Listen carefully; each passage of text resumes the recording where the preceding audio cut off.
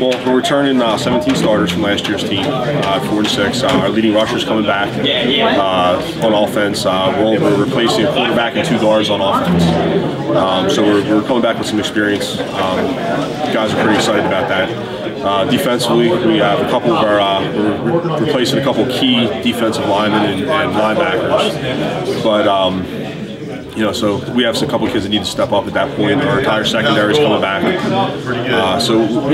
coming back with some good quality kids. We're going to be looking for some young guys to really step up and fill in the spaces that are needed, and to grow up pretty quick in some of those spots. But overall, I think we're looking positive. We're looking that we're going to have a very experienced group. The summer work is probably the best that we've had the last 7 years, with the effort that we've had, the attendance, the actual gain in knowledge of what's going on with the offense, any changes that we're making, what's going on with the defense, and the adjustments that we're making. So it's a pretty good outlook on our part. Defensively, it's again just some tweaks to take advantage of the personnel we have. Like I said, with the experience we have in our secondary, we can do some different things that we didn't do last year. Offensively, like I said, we're replacing 3 guys. Our quarterback that's coming in was our starting wide receiver for the last 2 years, so he has plenty of game time experience. Just putting him back there and taking snaps is what's going to be a little different for him. But he understands the offense, understands what's going on, so he's not like being thrown in fresh.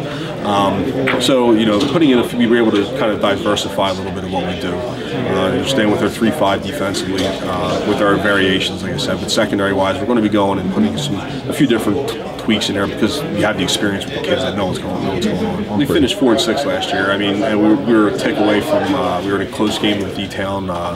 We played well against some teams. The first game of the season was Penn Manor. We lost our starting running back, one of our starting running backs. So we had some young guys that had to fill in. About week 7, we lost our starting fullback, so we were down at a wing T. You're losing 2 of your 3 starting running backs at a point, so we had to really rely on our quarterback a little bit more, running the ball than we have in the past. We really relied on our leading rusher, Joe Welk. He's returning from last year. We really had to rely on him. I mean, that position itself led the team in carries for the first time in 7 years. Usually our fullback leads the team in carries, but with the injuries that we've had, we had a lot of guys that had to step in and play.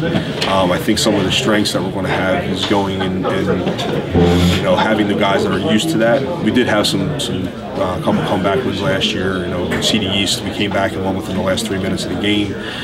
Garden Spa, we did the same thing with the last 3 minutes of the game. So I think the guys will be able to draw from those wins that we've had as well as the losses.